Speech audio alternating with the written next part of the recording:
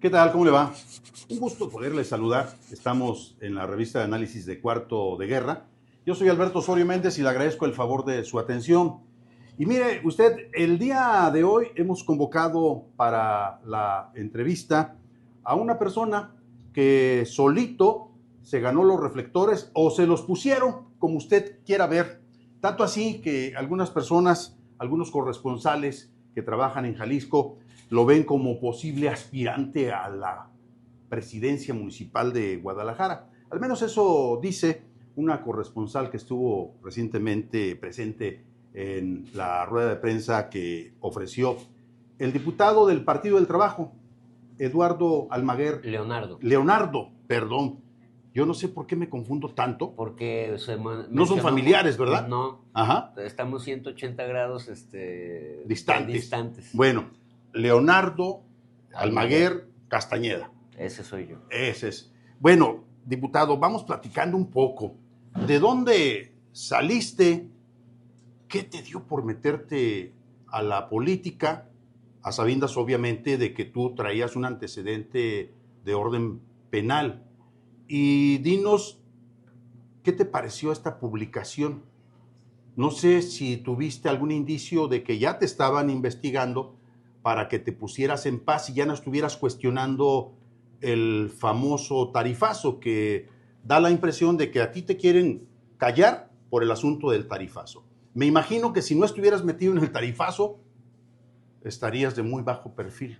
Quizás si te hubieras puesto al frente de la ventanilla de trámites en el Congreso del Estado, nadie te estuviera viendo. Pero traes todos los reflectores encima, traes la crítica del gobernador. Digo, ¿qué se siente? A mí me daría miedo traer tantos en contra. ¿Cómo estás? Bienvenido.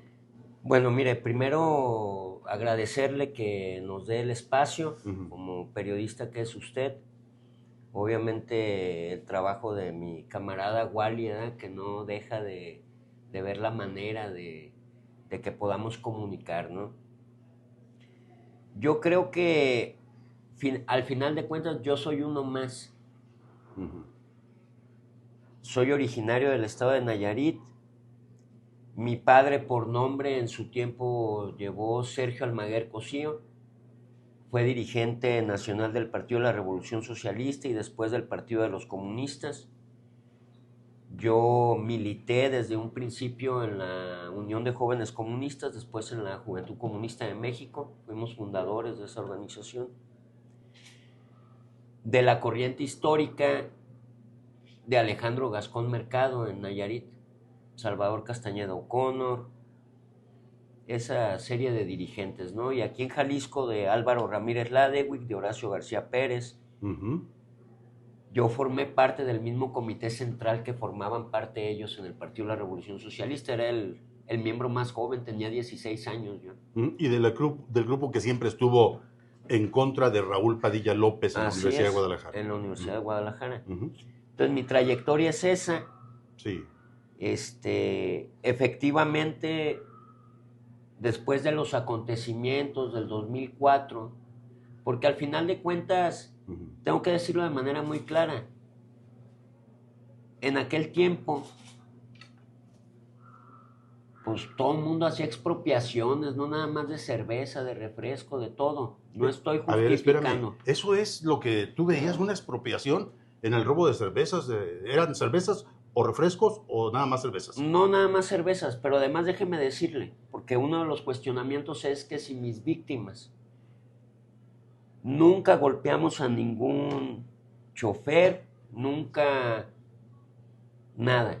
O sea, realmente sí lo veo yo como un gran error, porque ese error se trasladó a una detención, se trasladó a una condena y se trasladó a unos años de confinamiento en la cárcel, ¿no? ¿Cuántos años estuviste en la cárcel? Estuve 3 años ahí.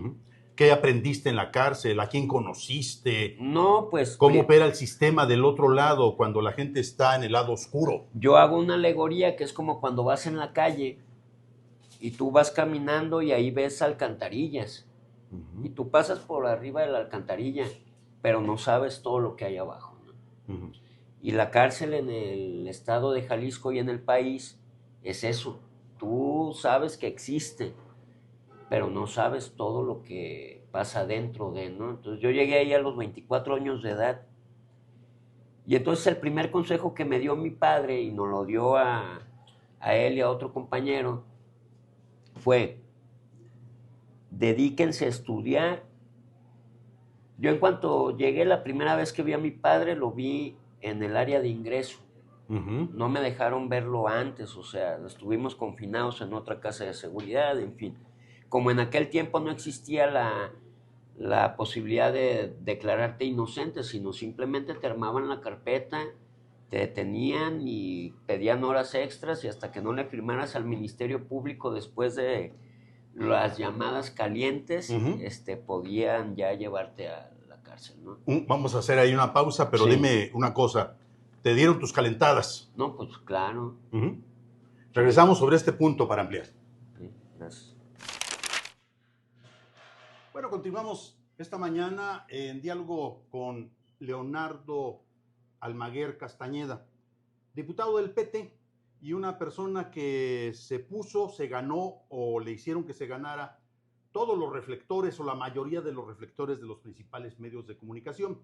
Todo inicia con la publicación de una nota firmada por nuestro buen amigo Paco de Anda, que le trabaja a Mural, en donde saca a relucir el antecedente, así se menciona pues por parte de los medios, el antecedente criminal del señor Leonardo Almaguer. Y me acuerdo, Eduardo, en la primera, Leonardo, en la primera entrevista que nos concedes, que dices, es que tú preguntas como si fueras Ministerio Público, ¿no? No es la idea, pero sí es la intención el sacar a relucir una gran cantidad de datos, Leonardo, que sirven para que la gente pueda forjarse por sí misma una opinión de quién eres, de qué quieres y de qué manera te has desarrollado en la vida. Ya nos decías, ¿cuántos años estuviste en la cárcel? ¿Cuándo saliste? Estuve 3 años, entré en el 2004 y salí en el 2007. Y yo le decía antes del corte que la primera vez que vi a mi padre, lo vi en el área de ingreso. Sí. Y entonces yo inmediatamente lo primero que le dije, oye, si en esto no me puedes acompañar, yo lo voy a entender y lo voy a respetar. Y agarró y me dio una palmada y me dijo, cálmate, cálmate, ¿qué traes? Hasta en esto te voy a acompañar. Y entonces el primer libro que me llevó fue el de Los Miserables, de Víctor Hugo. O sea, lo que yo dije el otro día en la conferencia de prensa no era una ocurrencia. Era algo que me conectaba, ¿no? A ver, espérame. Es que a mí me pareció sumamente importante. O sea, te están haciendo una acusación muy grave y tú le sales con literatura, con uno de los clásicos, con Víctor Hugo, con Los Miserables. Pero además Wally me dijo también. Y luego un camarada de Nayarit, Benjamín Sandoval, que es el dirigente actualmente del Partido de los Comunistas en el estado de Nayarit, lo primero que me dijo fue, Leonardo, esto, y me mandó una, o sea, y era algo que ya estábamos platicando, y luego ese día en la noche me encontré a unos compañeros de la Comisión Estatal de Derechos Humanos y me dijeron, Leonardo, y me lo volvieron a repetir. Entonces yo dije, yo no soy religioso. Sin embargo, no te preguntes por qué, pero seguramente alguien mandaba un mensaje, ¿no? ¿A ti no te educó la Coparmex? No. ¿Te educó Víctor Hugo? Me educó Víctor Hugo. Me parece muy... Me educó la calle, me educó el respeto a los demás, me educó que esos 3 años a nosotros en Puente Grande nos decían los universitarios. ¿Tú qué estudiabas cuando te detienen? Estaba estudiando ya una licenciatura en administración de empresas. Entonces la trunqué, obviamente, entré a la cárcel y ahí entonces, ¿qué hacíamos? Hicimos un círculo de estudio, por ejemplo. ¿Quiénes estaban ahí, si se puede saber? Estaba pues, un compañero, Octavio Aguirre, y otra serie de personajes que no es necesario decir sus nombres, pero que tenían una vida delictiva de toda la vida, ¿no? Y entonces nosotros intercambiábamos libros con ellos y ahí fue donde más leía a Gabriel García Márquez, donde más leía a Víctor Hugo, donde más leí a León Tolstoy, Guerra y Paz, o sea, esa era nuestra... Soy de naturaleza un tanto hiperactivo, entonces mis actividades iniciaban desde que abrían la celda a las 8:30 de la mañana, era ir en la mañana a primera hora al gimnasio. De ahí salía, me iba a la escuela, daba cursos de contabilidad yo en la escuela, salía de la escuela como a las 11 o 12 del día, regresaba a mi dormitorio, me preparaba, descansaba un rato y me iba otra vez al gimnasio a pelear box o a entrenar box. Salía del gimnasio, iba y comía y en la tarde lo dedicaba a visitar compañeros para hablar de la literatura que intercambiábamos todo el tiempo. Entonces, ¿a ti te educó la cárcel? Yo creo que me educó la cárcel en el sentido de que yo no he conocido gente más leal y fiel y real que en la cárcel. Bien, bueno, le comento que estamos en diálogo con el diputado Leonardo Almaguer. Me cuesta trabajo de repente, no sé por qué, tengo esa conexión con... Sí, y seguido me la hacen saber, pero yo quiero decir que mi familia es gente seria. Ok, ¿no? Bueno, ahí tienes, Eduardo Almaguer, el que fue el... Sí, con todo respeto, ¿no? Pero nosotros, pues yo nunca he militado en otra corriente política que no sea la de la izquierda y que no sea esta línea ideológica, ¿no? Bien, bueno, pues vale la pena recordar, Eduardo Almaguer fue el fiscal del estado de Jalisco. Así es. Y también fue uno de los colaboradores de Claudia Delgadillo, la aspirante de Morena al gobierno del estado. Hacemos una pausa y una pregunta que a lo mejor es ociosa. ¿Por qué la barba? Por comodidad. De verdad. Dame chance y volvemos sobre ello. Bueno, continuamos con este diálogo con Leonardo Almaguer Castañeda. Él es diputado del PT en el Congreso de Jalisco, el coordinador, por lo que entiendo, de esta fracción parlamentaria, y una persona que dice que le gusta pasar de bajo perfil, pero se ganó todos los reflectores en lo que va de esta semana, a raíz de su postura de estar luchando contra el tarifazo. Alguien le descubrió que trae un antecedente penal. No sé si fue una gran investigación o si fue una buena filtración. Eso es para que la gente decida qué es lo que realmente sucedió con esta publicación. Pero mire, la verdad es que hay una gran cantidad de cosas que se tienen que analizar fríamente de la personalidad de Leonardo Almaguer. Primero, ya se ganó la antipatía por estar en contra del tarifazo. Segundo, se desaparece el día que se había convocado a una rueda de prensa y por lo tanto todo el mundo especuló, no, es que ya lo van a correr, ya se va a salir del Congreso del Estado. Nos dice que él andaba en la Ciudad de México y que, bueno, creyó que no era tan importante el asunto, pero cuando se publica sus antecedentes criminales, si usted lo ve en la fotografía y luego lo ve, con todo respeto, Leonardo, te ven así con la barba y ahí con tu ficha que no sé cómo le hicieron para sacarla, pero la tiene un medio de comunicación. Uno dice, no. Hay fotos que yo ni conocía. Pero lo primero que uno dice, sí es canijo, ¿no? Se le ve. Y luego trae hasta barba, que me da la impresión de que Mirza Flores, la dirigente de Movimiento Ciudadano, cuando hace el cuestionamiento y verle la barba, ¿no? Como que le asustó tu barba. Como si fuera una barba de náufrago, ¿verdad? O la del jefe Diego. No. ¿Qué de la barba? No, la barba. ¿Con qué te conecta la barba? No, es simplemente una cosa de comodidad. O sea, sí me la recorto, pero es un asunto de no andarme preocupando tanto por la estética.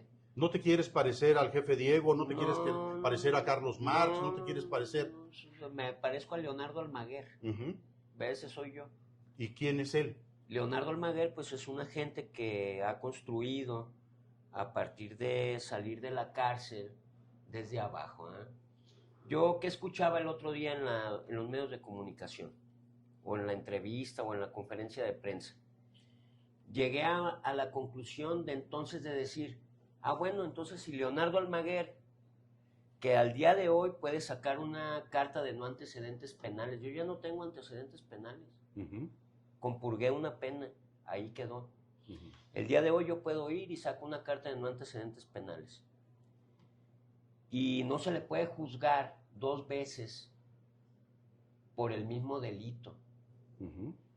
Y lo que se hizo desde el Ejecutivo fue un escarnio para juzgarme otra vez. Y entonces yo digo, bueno, si el Ejecutivo dice que ya no debo de ser diputado, entonces, ¿dónde debo de estar? ¿O dónde debemos de estar los seres humanos que pasamos por esa situación y que entonces existe la reinserción social? ¿O a dónde nos deben de mandar? ¿Cuál fue tu error ante Pablo Lemus como gobernador? No, yo creo que, mire, yo soy muy respetuoso de las demás personas, porque luchamos por el respeto a la vida y porque la humanidad sea distinta. Nunca voy a contestar de la misma manera que el gobernador lo hizo desde lo que fue la marcha del 10 de enero, porque no fue nada más esta embestida, empezaron con otra embestida, acusándonos de que nosotros éramos los encargados de lastimar las fachadas de las instituciones, tanto del gobierno del Estado como de catedral. ¿Cómo vamos a promover eso? Nuestro pleito no es con las fachadas ni con las paredes. Nuestro pleito es contra la injusticia.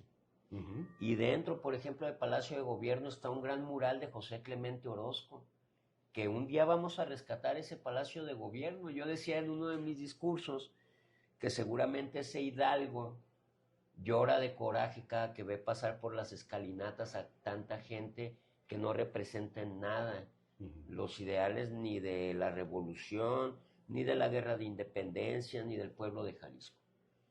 Y yo sé que alrededor del Ejecutivo, pues hay gente buena, hay familia. Yo no me voy a atrever a contestar de la misma manera, aun cuando ellos han buscado cómo destruir. No a una posición política, a un ser humano. Oye, eso tiene mucha profundidad. Han buscado destruir. Leonardo, ¿te han amenazado? ¿Presientes que te quieren golpear o hasta eliminar? Esto es muy importante que lo digas. Yo tengo que decir que yo he tenido camaradas de manera muy cercana que han perdido la vida, ¿no? Alejandro Gobel, era mi camarada, era mi hermano. Antes de entrar a Palacio de Gobierno, nosotros hicimos mesas de trabajo enfrente del Palacio Legislativo. Y en las mesas participaba Alejandro Gobel. ¿Tú crees la versión esa de que murió cuando le estaban robando una claro que no. motocicleta en Tlaquepaque? No, claro que no. Lo asesinó el Estado. Eso lo creo. ¿Qué piensas del señor el señor Pablo Lemus, cuando aparece retratado con el alcalde, o en videos, con el alcalde detenido de Teuchitlán? Yo creo que, porque además nosotros hicimos la propuesta en el Congreso del Estado de que se hiciera la Comisión Especial en materia de personas desaparecidas. Esa comisión especial la preside la compañera Tonantzin Cárdenas, del Grupo Parlamentario de Futuro.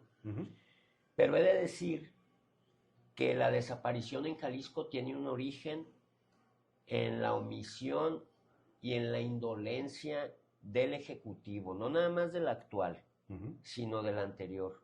O sea, el anterior anda muy a gusto, quiere ser director técnico de un grupo, de un equipo de fútbol, y se respeta que en lo personal cada quien haga lo que crea que debe de hacer, pero no a costa de la vida de la gente. Ok, déjame hacer una pausa. Bueno, continuamos. Estamos llegando ya a la fase final de este diálogo con Leonardo Almaguer Castañeda. Él es diputado del PT, coordinador de esta bancada del PT en el Congreso de Jalisco y uno de los principales opositores del famoso tarifazo de 14 pesos que se aprobó, por cierto, en plena época vacacional. Apenas habían pasado los festejos de la Navidad y el comité tarifario ya le estaba recetando un aumento del 47% a los ciudadanos. Y platicábamos con Leonardo Almaguer, un asunto que no resulta fácil de poder responder, pero que ya nos daba algunos antecedentes. Tengo que replantear la pregunta. Leonardo, ¿hay condiciones que observes tú de riesgo hacia tu persona en este instante? Yo creo que sí hay una persecución, que sí me tienen monitoreado. O sea, lo que dijo el gobernador del estado de que tenían 10 días sin saber de mí y lo dijo públicamente, quiere decir que hay una observación de dónde ando, a dónde me dirijo, con quién me reúno. Tengo una aplicación en mi celular que me identifica cada que alguien quiere saber mi ubicación geográfica. Y esa aplicación a cada rato me aparece y me dice. Obviamente la aplicación es para que no sepan mi ubicación geográfica en el celular, pero como soy una gente que se mueve en bicicleta, en el tren ligero, en el transporte público, pues no falta quien comunique dónde ando. Y siempre traigo las camisas del Partido del Trabajo, porque es una manera me siento uniformado. Es que eso es como que si trajeras un escapulario, si fueran franciscano, ¿no? Algo así, porque además la gente ya sabe dónde ando y digo, si un día se les ocurre hacer alguna cosa indebida, pues por lo menos alguien va a decir, sí, se lo llevaron de tal lugar, ¿no? Pero temes por tu vida. ¿Hay indicios de saber que te quieren golpear o que te quieren asesinar? Yo creo que al día de hoy deben de ser muy cuidadosos ellos en preservar mi vida. O sea, ahora te tienen que cuidar. Porque el pueblo de Jalisco, en el momento que yo tenga un levantamiento o que se atente contra mi vida, Un levantón. El pueblo de Jalisco seguramente va a salir de manera inmediata a protestar, ¿no? Yo sé que la vida se nos va y entiendo perfectamente que enfrentar el poder económico contra el que estamos, porque no es el gobernador, hay un poder económico que está atrás de eso, ¿no? Son miles de millones de pesos lo que ellos ganan con el negocio de la política. Y yo entiendo que enfrentar eso, pues no es cómodo para ellos. Sin embargo, creo que el primer error que cometieron es pensar que me iban a derrotar como ser humano por dar a conocer mis antecedentes. No lo van a hacer porque entonces en ese momento, ¿qué tendría que hacer Leonardo? ¿Desaparecer de la faz de la tierra? Bueno. ¿O a dónde creen ellos que yo sí puedo estar? Pero se menciona en contraparte que da la impresión de que se está aplicando el mismo ejercicio realizado por los prianistas, válgame, guardando las comparaciones, de que hicieron un candidato muy grande a la presidencia de la República con Andrés Manuel López Obrador después de muchas campañas en su contra, después de campañas de lodo, después de muchas acusaciones. Y aquí, el día de la rueda de prensa, me llamó la atención una corresponsal que hablaba de una encuesta interna de MC que te anotaban como un fuerte aspirante, el que encabezaba las listas de tendencia hacia la presidencia de Guadalajara. ¿Qué te parece eso? ¿Es cierto? ¿No es cierto? Me parece que al día de hoy, le voy a ser sincero, yo no he visto esa encuesta y yo lo decía en la conferencia de prensa, la única encuesta que yo llevo diario es la de la plática que tengo con la gente en la calle. Okay. Al día de hoy, Leonardo Almaguer está pensando nada más en cumplir su tarea como diputado local, legislador, coordinador del grupo parlamentario del Partido del Trabajo, hoy. no estoy pensando en la silla que sigue. Estoy pensando en que tengo una tarea política revolucionaria que la conecto diariamente con mi pasado. Uh-huh. Mi pasado me recuerda que tengo que mantenerme firme y digno. Por eso lo traigo en mis camisas. Uh-huh. No es una frase nada más. Tiene que ver con lo que uno es. Bueno, vamos a concluir con esta última fase, este último segmento de nuestra entrevista. Pues se han dicho muchas cosas y se apuntan indicios de gran corrupción en el estado de Jalisco. Pero ¿qué pasa? ¿Interviene realmente la Contraloría? ¿Qué pasa con los órganos internos de control que existen en muchas dependencias y que parece que no operan? ¿Qué sucederá dentro de lo que es la Contraloría con relación a muchos de los indicios de corrupción que parece se registran en el estado de Jalisco y en donde o hay una inoperancia o alguien calla los propios órganos de vigilancia? Con este punto regresamos, si le parece. Bueno, estamos ya en la fase final de esta entrevista, hoy en diálogo con el diputado Leonardo Almaguer Castañeda, y sería prudente que nos aclarara a su juicio qué está sucediendo con los órganos de control al interior del gobierno del estado que encabeza Pablo Lemus, para indagar todos aquellos indicios de una fuerte línea de corrupción, como él apuntaba hace unos instantes. Y también en esta última parte le preguntamos su opinión sobre la detención del alcalde morenista de Tequila, el señor Diego Rivera, que se montó por parte de un gran operativo de las autoridades federales, tanto así que la propia presidenta Claudia Sheinbaum Pardo tuvo que aclarar: fue un operativo de la federación, dice ella, fue un operativo que nosotros llevamos a cabo. Entonces, si le parece, diputado, con estas dos preguntas concluimos nuestra charla, y de antemano muchas gracias por aceptar el diálogo. Primero decirle que usted sí me puede decir Leonardo. Habrá algunos a los que sí les vamos a decir, no, usted sí dígame diputado porque no somos iguales, ¿verdad? Pero con la gente que es honesta, con mi nombre basta. Yo creo que en el tema de la fiscalización del gobierno del estado, para no salirnos del tema, valga la redundancia, es como si el preso pone a su propio custodio y entra y sale de la barandilla cada que quiere. Uh-huh. O sea, yo creo que el Ejecutivo al día de hoy tiene a modo al auditor, tiene a modo al fiscal anticorrupción, que yo más bien creo que es un fiscal cuida corrupción, uh-huh, sin meterme con él en lo personal. ¿Sería el fiscal de la corrupción? Pues sería el fiscal que cuida que la corrupción camine. Uh-huh.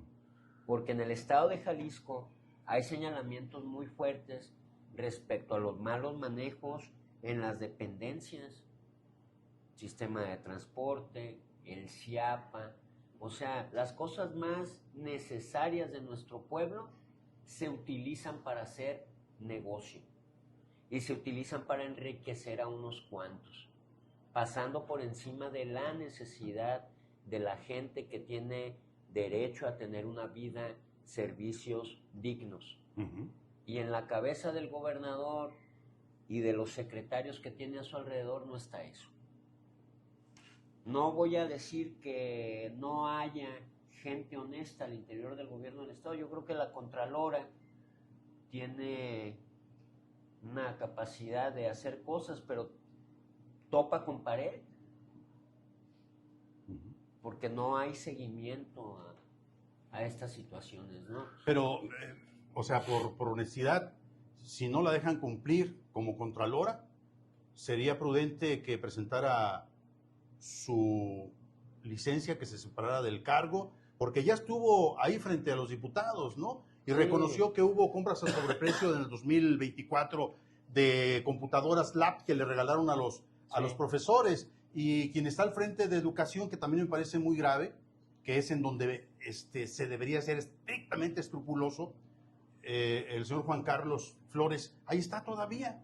No sé si él autorizó o puso la firma o dijo el bueno, o si es parte del negocio, pero no se supo más. Cientos de millones de pesos escondidos en las secundarias porque hay instrumentos de música, pero no tienen maestros de música. Y entonces, ¿cómo quieres transformar la vida de los jóvenes si no los vinculas a la cultura, a la música, a un trabajo digno? ¿Cómo reconstruimos el tejido social? ¿Cómo rompemos esta inercia de violencia en la que vivimos en el estado de Jalisco si desde el gobierno todo lo que tenga que ver con reconstrucción de tejido social, con salvaguardar derechos de los seres humanos que habitamos el estado, se organiza para hacer negocios? Y entonces tú ves la falta de un transporte digno, de una vivienda digna, porque no me digan que vivir dignamente significa irte a vivir a Chulavista o a Santa Fe, o a Los Molinos, o a Las Lilas en El Salto. Entonces hay un cinturón muy amplio de desigualdad en todo el estado de Jalisco. Y la tarea de quienes estamos en cualquier espacio de elección popular, más allá de que si tuvimos o no tuvimos antecedentes penales, porque Leonardo Almaguer no se va a detener con eso, con ese señalamiento. Vamos a seguir caminando de frente y vamos a seguir defendiendo los intereses de nuestra gente. Señor, yo imagino, y se lo digo con todo respeto, seguramente que hay una buena cantidad de personas que piensan que usted es un cabrón.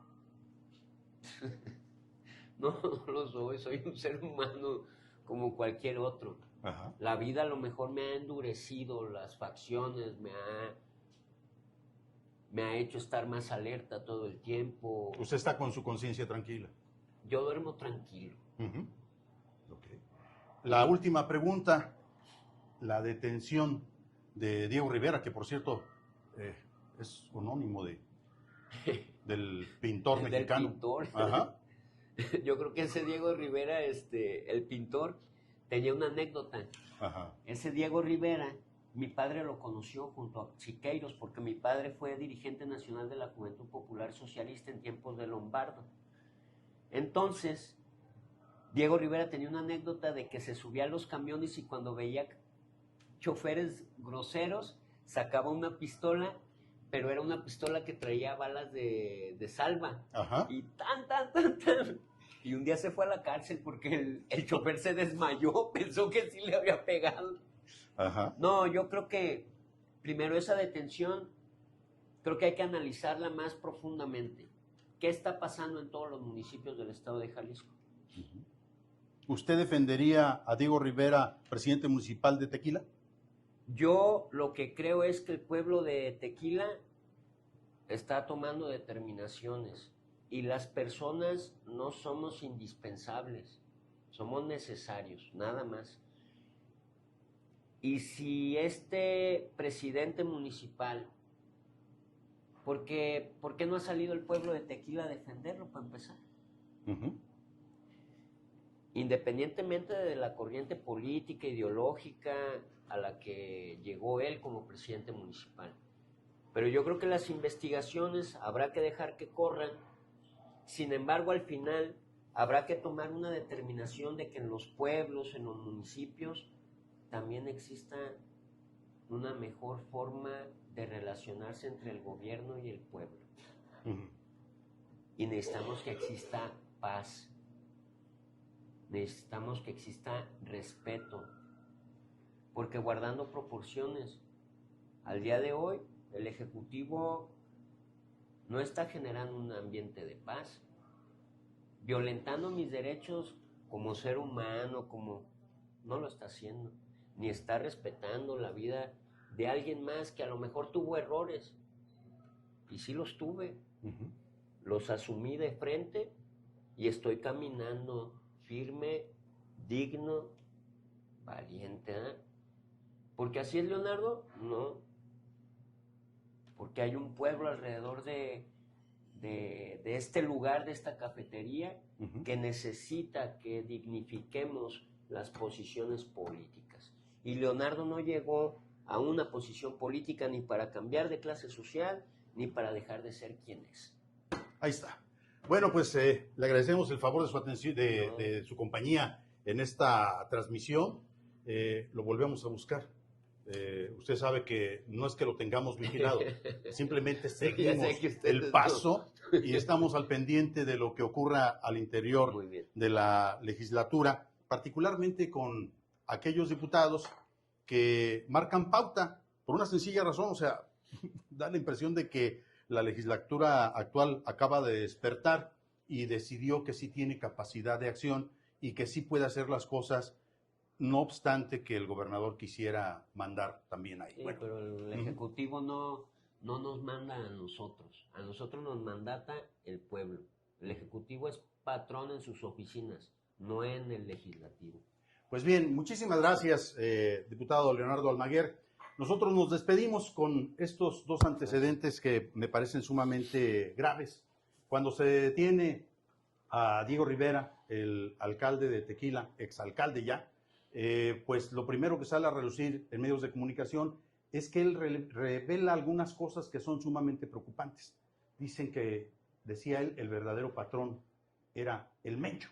Y luego el asunto de las extorsiones, que también llama mucho la atención. Claro. El hecho de estarle exigiendo hasta 10 millones de pesos a una empresa, no como impuesto, sino visto propiamente como una extorsión. Justo todo eso se está analizando y vamos a ver qué es lo que ocurre allá en Tequila. Por lo pronto, muchas gracias por el favor de su atención y estamos en contacto. Gracias.